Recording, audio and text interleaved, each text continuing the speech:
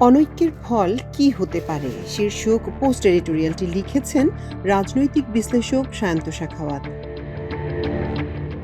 রাজনীতিতে নানামুখী অনিশ্চয়তা আছে।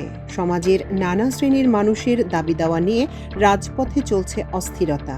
এসব অনিশ্চয়তা ও অস্থিরতায় অর্থনীতি ক্ষতিগ্রস্ত হচ্ছে, সংস্কার বাধাগ্রস্ত হচ্ছে, নতুন বিনিয়োগে আস্থা পাচ্ছেন না বিনিয়োগকারীরা, এতে কর্মসংস্থান বাড়ছে না। গত ৯ মাসে অর্থনীতির বিভিন্ন সূচকে স্থিতিশীলতা এলেও বিনিয়োগ ও কর্মসংস্থানে সুখবর নেই। কথাগুলো লিখেছেন অর্থনীতিবিদ জাহিদ হোসেন। এ সময় বাংলাদেশ নিয়ে কথাগুলো যে সত্য এটা অস্বীকার করার কোনো উপায় নেই কারো। ডক্টর দেবপ্রিয় ভট্টাচার্য বলেছেন, ওয়ার্ল্ড ব্যাংকের হিসাবে এ সরকারের আমলে ২৭ লাখ মানুষ আরও বেশি দরিদ্র হয়ে গেছে, এর মধ্যে ১৮ লাখ নারী। এটাই বাস্তবতা। দেশে বহুবিধ ইস্যুতে চলছে অস্থিরতা।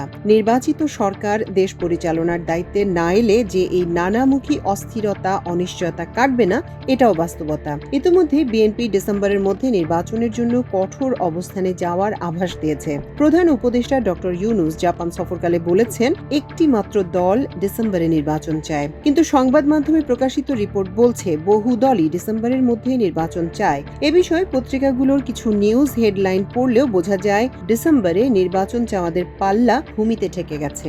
২ জুন যুগান্তরে শিরোনাম করা হয়, ডিসেম্বরের মধ্যে নির্বাচন চায় ৫৩টি দল। ৩১শে মে ১২ দলীয় জোটকে কোট করে প্রথম আলো শিরোনাম, দেশের সব গণতান্ত্রিক দল ডিসেম্বরে নির্বাচন চায়। এদিন কালের কণ্ঠের শিরোনাম, ডিসেম্বরে ভোট চায় শতাধিক দল।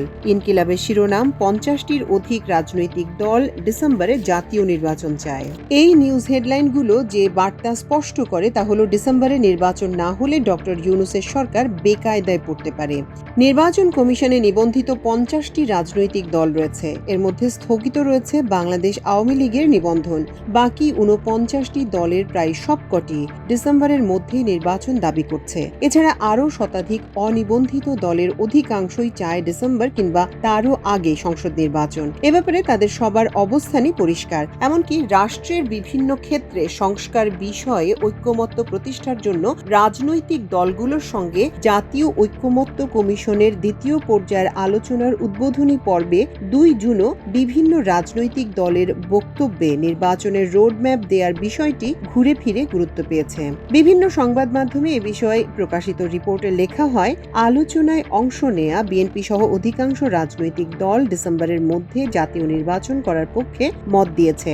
কোনো কোনো দল বলেছে, প্রধান উপদেষ্টা যে ডিসেম্বর থেকে জুনের মধ্যে নির্বাচন দেওয়ার কথা বলেছেন সেটা কোন মাসে হবে তা ঘোষণা করা উচিত। আবার কোন দল জুলাই সনদ ঘোষণার পর নির্বাচনের তারিখ ঘোষণা করতে বলেছে। সংবাদ মাধ্যমগুলোর আলোচনায় অংশ নেয়া বাংলাদেশ এলডিপি চেয়ারম্যান শাহাদাত হোসেন সেলিমকে উদ্ধৃত করে লিখেছে, প্রায় ৩২টি রাজনৈতিক দলের মধ্যে ২৬ জন বক্তব্য দিয়েছেন। তাদের মধ্যে ২৩ জন অত্যন্ত স্পষ্ট ভাষায় ডিসেম্বরে নির্বাচন দাবি করেছেন। তবে প্রধান উপদেষ্টা জাপান সফর নিয়ে করা প্রেস ব্রিফিংয়ে প্রেস সচিব শফিকুল আলমের কথায় সরকারের অস্পষ্টতা ছিল লক্ষণীয়। তিনি বলেছেন, এটা আগেও হতে পারে, ৩০ জুন মানে এর বেশি যাবে না। এর মধ্যে এটা ডিসেম্বরে হতে পারে, জানুয়ারিতে হতে পারে, ফেব্রুয়ারিতে হতে পারে, মার্চেও হতে পারে, এপ্রিলে হতে পারে, মে মাসেও হতে পারে, জুনেও হতে পারে, কিন্তু জুনের ৩০-এর পরে যাবে না। প্রেস সচিবের এই বেসুরো গানে মানুষ না খুঁজে পেয়েছে কোনো তাল লয়, না পেয়েছে কোনো মেসেজ। রাজনৈতিক দল ও দেশের মানুষ তো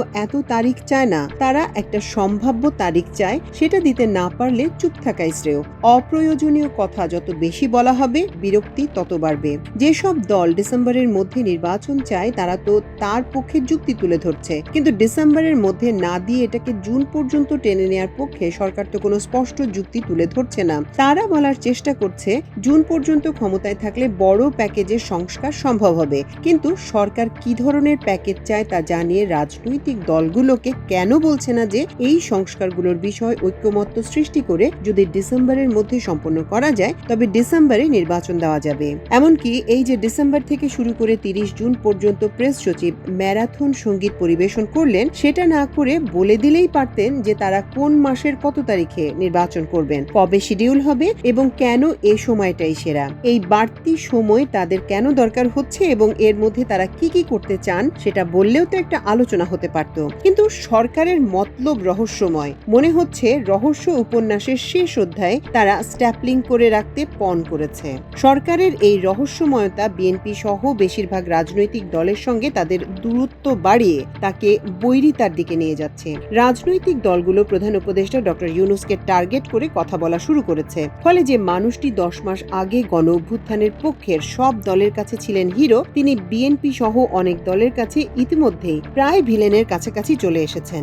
এই দলগুলোর সঙ্গে, বিশেষ করে বিএনপির সঙ্গে অন্তর্বর্তী সরকারের অনৈক্য যদি কোনো কারণে অনতিক্রম্য হয়ে ওঠে, তাহলে তার খেসারত যে কতটা ভয়াবহ হতে পারে তা নিয়েও শঙ্কিত অনেকেই। সরকার যদি তার অবস্থানে অনড় থাকে এবং যৌক্তিক ব্যাখ্যা তুলে ধরে বিএনপির সঙ্গে দূরত্ব না কমিয়ে দলটিকে রাস্তায় নামতে বাধ্য করে, তাতে কারো ভালো হবে না। বিএনপি নির্বাচন আদায়ের এক দফা দাবি নিয়ে রাস্তায় নামতে বাধ্য হলে তার মধ্যে পতিত ফ্যাসিস্টরা ঢুকে পড়ে দেশে অরাজকতা সৃষ্টির চেষ্টা করতে পারে।